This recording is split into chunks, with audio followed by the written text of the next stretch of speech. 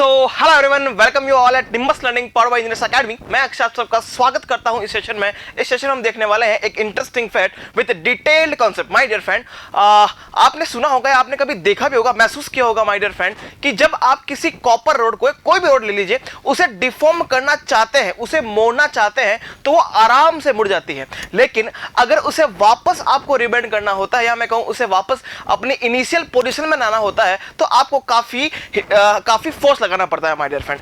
ऐसा क्या हुआ उसके अंदर कि आपने जब डिफॉर्म करने की कोशिश की तब तो वो डिफॉर्म हो गया, लेकिन आपने जब उसको वापस डिफॉर्म करने की कोशिश किया तो वो आपसे ज्यादा फोर्स की मांग कर रहा है, मतलब ज्यादा आपको फोर्स लगाना पड़ेगा, तभी वो क्या होगा, डिफॉर्म होगा। माय डियर फ्रेंड, इस फैक्ट का हम डिटेल एनालिसिस करेंगे, देखेंगे इसे क्या बोलते हैं। सबसे पहले बात करते हैं माय डियर फ्रेंड, इसे बोलते क्या है। इसे बोलते हैं अपन वर्क हार्डनिंग। इसे वर्क हार्डनिंग क्यों बोला गया? ये इसलिए बोला गया माय डियर फ्रेंड कि हमने उस कॉपर रोड पे वर्क किया, उस कॉपर रोड पे वर्क करने के बाद वो हार्ड हुई।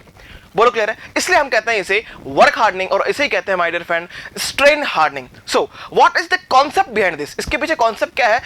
दिस इज बेसिकली, अगर मैं एक वर्ड में कहूं कि इसका concept this is because of dislocation movement. अगर आपने डिसलोकेशन नहीं देखा है, अगर आप महसूस नहीं किया है, तो आप आई बटन पे क्लिक करके वो वीडियो देख सकते हैं। पहले कॉन्सेप्ट बिल्ड कर लीजिए, फिर इस इंटरेस्टिंग फैक्ट में आइए, तो आपके लिए जानना अच्छा होगा। नाउ माय डियर फ्रेंड्स, शुरू करते हैं। अगर आपने जान लिया है कि डिसलोकेशन मोशन क्या होता है, तो हम बात करते हैं कि ये जो कॉपर रोड है वो हार्ड कैसे हुई। बोलो क्लियर है? नाउ ये देखते हैं कि जैसे ही आप प्लास्टिक डिफॉर्म करते हैं, माय डियर फ्रेंड, तो क्या होता है, डिसलोकेशन की डेंसिटी बढ़ जाती है। अब what is dislocation density? Dislocation density is basically what, number of dislocations per unit volume, मतलब जितना डिसलोकेशन पर वॉल्यूम में ज्यादा हो गया। अब ये ज्यादा क्यों होता है माय डियर फ्रेंड? ये ज्यादा इसलिए होता है कि जब भी आप प्लास्टिक डिफॉर्मेशन करते हो तो डिसलोकेशन का क्या होता है, मूवमेंट होता है माय डियर फ्रेंड। ये हमने देखा था। अगर डिसलोकेशन का मूवमेंट हुआ माय डियर फ्रेंड, तब क्या होता है, एक टाइम पे आके उनका मोशन रेस्ट्रिक्ट होता है। ये मोशन रेस्ट्रिक्ट क्यों होता है माय डियर फ्रेंड?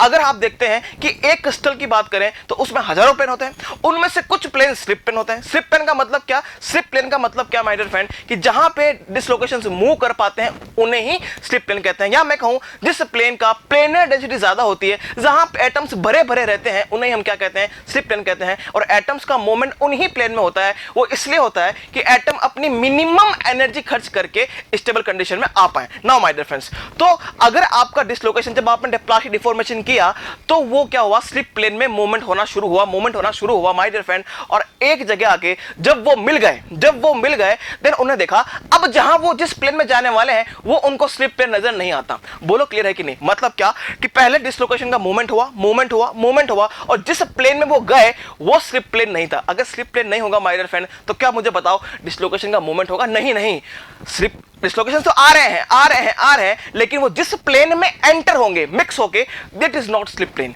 अगर वो स्लिप प्लेन नहीं हुआ तो डिसलोकेशन का मूवमेंट नहीं होगा, और अगर डिसलोकेशन का मूवमेंट नहीं होगा तो वहां पे डिसलोकेशन इकट्ठे होने लगेंगे, वहां पे क्राउडेड होने लगेगा डिसलोकेशन, क्योंकि उसको आगे जाने की जगह नहीं मिलेगी। जस्ट लाइक आपके पास दो रोड है, वहां से ट्रैफिक आ रहा है और वो उस रोड पे जा रहा है जहां पे ऑलरेडी ब्लॉकेज है, तो आप समझ सकते हो वहां पे एटम्स का भीड़ लग जाएगा, मैं कह सकता हूं डिसलोकेशन का भीड़ लग जाएगा। इसे ही बोलते हैं कि भैया यहां पे डिसलोकेशन की डेंसिटी बढ़ गई।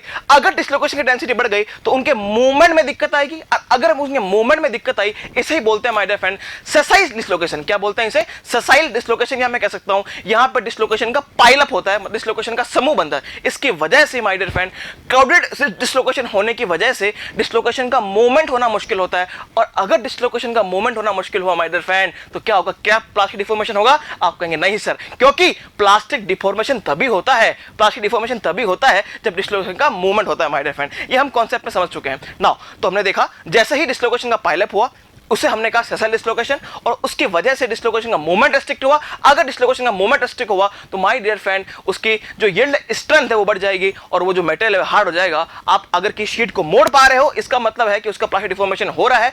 अगर शीट को मोड़ नहीं पा रहे हो, इसका मतलब वहां पर प्लास्टिक डिफॉर्मेशन नहीं हो रहा है, और कहीं ना कहीं माय डियर फ्रेंड उसमें उसकी स्ट्रेंथ बढ़ रही है। This is due to nothing but your strain hardening. इसे ही बोलेंगे अपन क्या, वर्क हार्डनिंग। और इसका एक नटशेल में बात करूं तो अगर मैं कह सकता हूं क्या, डिस्लोकेशन के पाइल अप होने की वजह से, या मैं कहूं ससल डिस्लोकेशन होने की वजह से डिस्लोकेशन का मूवमेंट रिस्ट्रिक्ट हुआ। Due to restricted movement of dislocation उसकी प्लास्टिक डिफॉर्मेशन करना बंद हुआ, और अगर प्लास्टिक डिफॉर्मेशन करना बंद हुआ माय डियर फ्रेंड, तो वो जो मटेरियल है वो हार्ड हो गया होगा। इसीलिए मैं कहता हूं माय डियर फ्रेंड, इसीलिए हमने देखा कि जब भी अपन रोड को मोड़ते हैं तो उसमें डिस्लोकेशंस मूव होते हैं, लेकिन एक जगह पे आके क्या होता है, उनका मूवमेंट मुश्किल हो जाता है।